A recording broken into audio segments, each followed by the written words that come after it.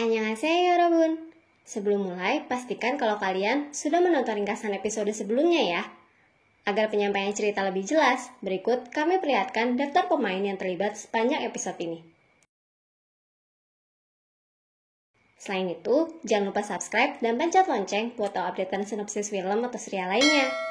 Like dan komennya juga jangan lupa. Yuk, tanpa lama-lama, kita mulai. Sijak! Saat sadar, Aegyo mempertanyakan siapa Logan dan alasan mengapa ia menyelamatkannya. Hal ini cukup janggal, mengingat Aegyo pernah menghubungi Logan 2 tahun yang lalu dengan suara putus asa. Logan dan Yuni lantas berusaha meyakinkan Aegyo untuk bekerja sama. Namun sayangnya, ajakan ini terus-menerus ia tolak. Sebagai jalan terakhir, Yuni sengaja membahas kembar Jusok kepadanya. Ia juga menjanjikan bahwa Aegyo dapat menemui mereka jika mau bekerja sama dengannya. Tapi Aegyo tampak tidak berminat dan malah pergi meninggalkan keduanya. Aegyo pulang ke villa milik Dante dan menemukan Dante sudah menunggunya. Keduanya sempat cekcok, namun Aegyo berhasil meyakinkan Dante bahwa ia akan terus setia dan tidak akan pernah mengkhianatinya. Anehnya, Aegyo tidak menceritakan pertemuannya dengan Logan dan Yuni tadi. Sojin tertangkap basah tengah mencari kalung Eunbyul di penthouse. Dante pun menegaskan bahwa kalung tersebut bukan satu-satunya hal yang bisa ia gunakan untuk mengancam Sojin. Ia juga tahu kalau Yunjul memberikan pengobatan yang tidak seharusnya pada Eunbyul. Sojin pun tersudut. Ia mau tidak mau mengikuti Dante agar dirinya, Eunbyul, dan Yunjul aman. Dalam pertemuannya dengan Yunjul, Sojin berkata bahwa ia akan tetap melangsungkan pernikahannya. Ia juga menyuruh Yunjul untuk membawa Eunbyul ke Amerika Serikat, seolah-olah ingin membuang keduanya.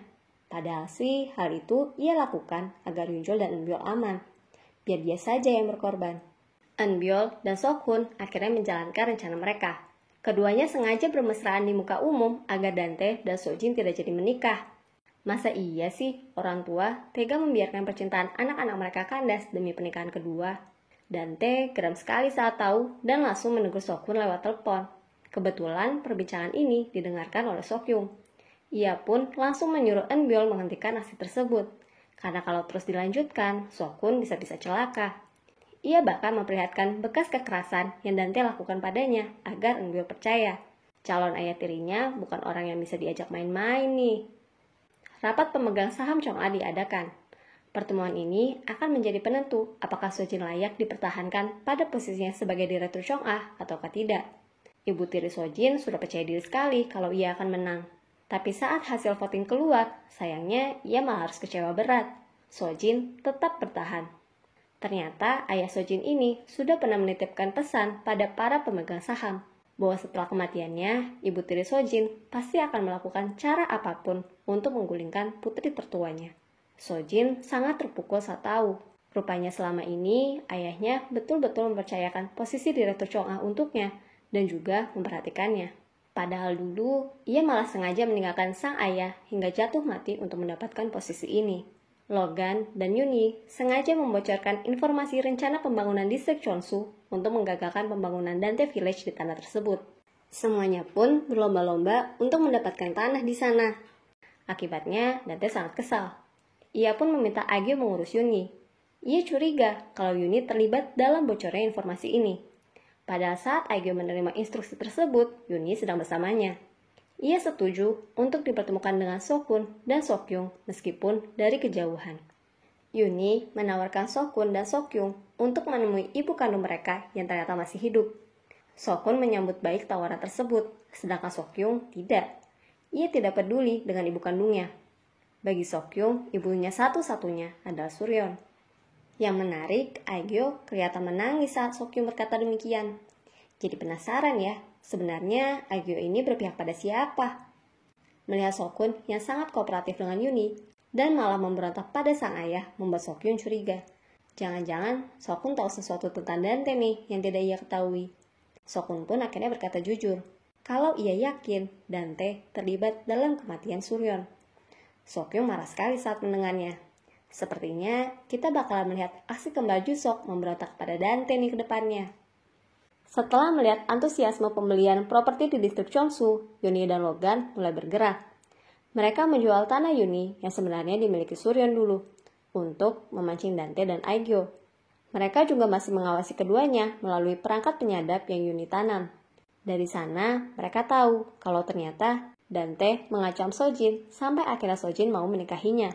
Selain itu, tanah-tanah milik Dante di distrik Chonsu tersebut sementara dibuat atas nama Aegyo sebagai jaminan agar Dante tidak mengkhianatinya di kemudian hari. Melanjutkan kilas balik ingatan Dante di episode sebelumnya, kali ini kita diperlihatkan kalau ternyata orang yang mendatangi Rona dan mencopot selang pernapasannya adalah Dante. Artinya, ia adalah orang yang sebenarnya membunuh Rona. Ia sengaja menggunakan kalung Enbyul untuk menutupi kejahatannya dan memeras Sojin. Wah, terlaluan banget ya emang si Dante. Perlahan demi perlahan, ingatan Enbyul mulai kembali. Ia ingat mengejar seseorang sambil membawa trofi Chong'an di tangannya. Trofi yang diketahui sebagai senjata penyerangan Rona. Enbyul pun mulai mempertanyakan dirinya sendiri. Jangan-jangan dia adalah pelakunya. Bunhong terlihat setia menemaninya dalam keadaan tersebut. Walaupun ternyata di belakang, diam-diam, ia tidak pernah memberikan obat yang Sojin sediakan untuk Enbyul. Obat yang seharusnya Enbyul minum untuk menghalangi ingatannya. Maka cepat atau lambat, Enbyul akan mengingat apa yang telah ia lakukan. Sokun meminta Yuni bertemu. Di sana, ia memberitahu keberadaan kalung Enbyul yang kini ayahnya simpan. Yuni pun akhirnya paham kalau ancaman yang Dante berikan pada Sojin berhubungan dengan Enbyul. Kita balik ke Aegyo lagi nih, Cinggu. Ternyata saat Aegyo mandi, tato kupu-kupu di punggungnya dapat terhapus oleh air. Rambut pendeknya juga ternyata hanya sebuah wig. Apa artinya dia adalah Sim Suryeon? Tapi kok bisa ya? Setelah mengorek lebih dalam, Yunchol akhirnya tahu alasan mengapa Sojin bersikap demikian. Ia pun dengan berat hati menyetujui gagasan Sojin tersebut, membiarkan pernikahan Sojin dengan Dante berlangsung, sedangkan ia dan Enbyul pergi ke Amerika. Saat ini, itulah satu-satunya cara untuk dapat melindungi mereka semua. Dalam perjalanan menuju bandara, tiba-tiba saja mobil yang mereka kendarai dikejar oleh polisi. Yunchol ditangkap sebagai tersangka baru pembunuhan Rona setelah penjaga sekolah mengaku disuap olehnya. Enbyul pun jadi gagal pergi ke Amerika. Bersamaan dengan itu, pernikahan Sojin dengan Dante berlangsung tanpa sepengetahuan Enbyul. Sepanjang acara, Sojin kelihatan sangat tidak bahagia. Ya gimana?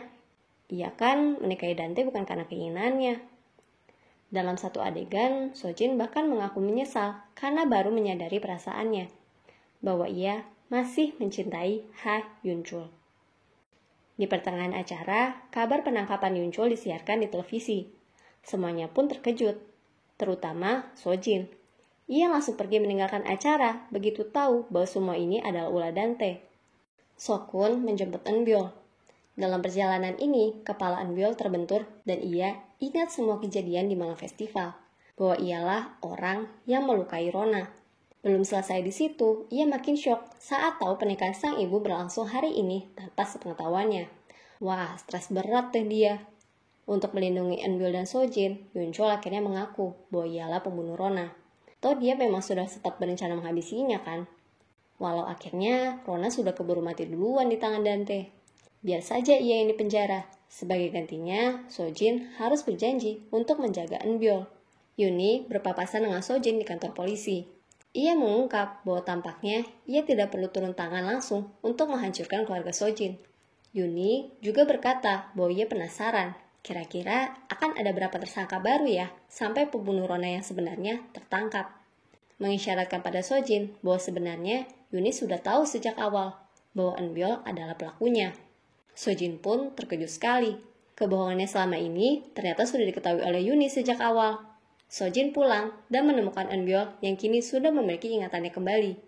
Kondisi Enbyul di sini sudah sangat memprihatinkan. Ia kelihatan stres sekali sampai meluapkan semua hal yang selama ini ia pendam. Bahkan, ia sempat berusaha mengakhiri hidupnya sendiri walau akhirnya berhasil Sojin hentikan. Setelahnya, Enbyul pun berkata jujur. Ia mengaku bahwa ia sempat kesetanan sampai melukai Rona dengan trofi malam itu. Tapi saat mendengar suara dering telepon, ia langsung sadar dan kabur. Itu pun Enbyul hanya melukai bahunya saja. Padahal kan tubuh Rona ditemukan dalam keadaan kepala yang terluka ya. Sojin pun curiga, jangan-jangan ada orang lain yang membunuh Rona. Aegyo atau Suryon ya, terlihat tengah membuka sebuah peti yang di dalamnya terdapat album Aegyo bersama seorang pria bernama Jung Do-man. Ia juga menemukan sebuah kunci yang belum diketahui apa fungsinya. Setelah resmi menikah, Dante makin keterlaluan. Ia melarang Sojin menemui Eunbyul dan bahkan menyuruhnya untuk bekerja sebagai full-time mom di penthouse, alias jadi babu pribadinya Dante. Ia juga makin seenaknya memerah Sojin. Kalau ia mau mendapatkan kalung Eunbyul kembali, Sojin harus menyerahkan konstruksi dan pusat medis Chong'a kepadanya. Yang tentunya Sojin tolak. Dante pun mulai menunjukkan wajah aslinya. Ia tanpa segan-segan menyeret Sojin ke ruang rahasianya dan mencambuknya. Dante pun mengurung Sojin. Ia tidak boleh keluar sampai Sojin setuju menyerahkan sahamnya di Chong'a pada Dante. Wah, nyesel-nyeselnya deh itu Sojin. Sudah cerai dengan mantan suami yang ternyata masih ia cintai, terus merebut suami orang sampai ikut membunuh istrinya. Ternyata kelakuannya malah sampah begini. Aegyo mendatangi Logan yang masih saja membuntutinya. Ia pun meminta Logan berhenti. Ia ada di pihak Dante.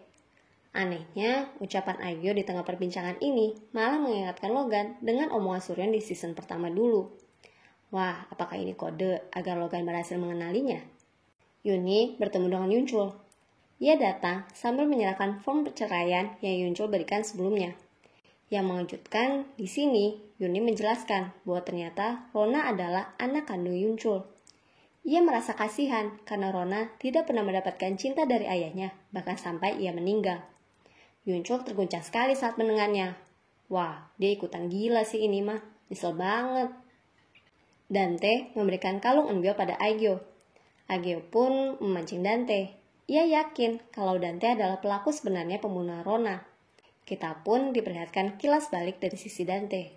Jadi, ternyata pemilik nada dari yang Eunbyul dengar adalah Dante. Ia kebetulan melihat Eunbyul yang lari setelah melukai Rona. Tapi bukannya membantu, Dante malah makin melukai Rona karena ingin Sokyo memenangi perlombaan. Setelahnya, ia pergi ke kamar mandi untuk mencuci tangan dan mengganti baju yang terkena cipratan darah Rona. Dante tidak memberikan jawaban pasti. Tapi dia bilang Rona sangat berguna, sama seperti Soa. Dua anak perempuan itu berhasil membantu Dante menjatuhkan Suryon dan Sojin. Nah, ternyata Aegyo sengaja memancing perbincangan tersebut untuk memperdengarkannya pada Yuni. Di sisi sambungan yang lain, Yuni pun jadi sangat geram. Apa artinya Dante yang membunuh Rona? Sojin sudah makin hilang akal dan berusaha membunuh Dante yang sedang tertidur. Tapi, dia mendadak terkejut saat mendengar handphone Dante berdering. Nada deringnya persis seperti yang Eunbyul nyanyikan. Dia pun paham kalau ternyata Dante adalah orang yang ada di TKP Rona saat malam festival. Kecurigaannya makin bertambah setelah Sojin menemukan ada perbedaan pada pakaian yang Dante pakai sebelum dan sesudah kejadian. Akhirnya, Sojin diam-diam menemui Yuni dengan bantuan Sokun dan Sokyung. Ia meminta Yuni membantunya menemukan pelaku pembunuhan Rona yang asli. Wah, gak tahu malu banget ya. Ia pun mengaku kalau Eunbyul memang menyakiti Rona. Tapi ia yakin kalau Dante terlibat. Seketika, rasanya semua benang petunjuk jadi terhubung menjadi satu ya. Semuanya menuju pada orang yang sama, yaitu Dante. Kita diperlihatkan potongan scene lain nih, Cinggu. Adegan seorang pasien yang terbangun di rumah sakit, serta Sokun yang menerima telepon sambil terkejut. Wah, apakah itu Rona? Apa artinya Rona masih hidup? Kalau gitu, siapa yang menyelamatkannya ya? Lelang tanah Yuni berlangsung. Setelah melalui persaingan sengit, tanah tersebut akhirnya berhasil dibeli seharga $50 juta oleh Aegyo. Melihat kedatangan Aegyo pada pelelangan ini dan dirinya yang masih tampak setia dengan Dante membuat Logan menyerah. Namun, saat Logan melihat foto hasil pembututan Aegyo, ia sadar kalau ternyata gantungan tas Aegyo sama dengan kalung milik Suryon. Ia pun buru-buru mendatangi Aegyo dan langsung memeluknya. Ia tahu kalau Aegyo sebenarnya adalah Suryon. Suryon pun balas menyambut pelukan tersebut. Wah, makin gila aja sih ini plot twistnya. Kalau Suryon masih hidup, berarti yang mati di season kemarin siapa coba? Masa Aegyo yang asli?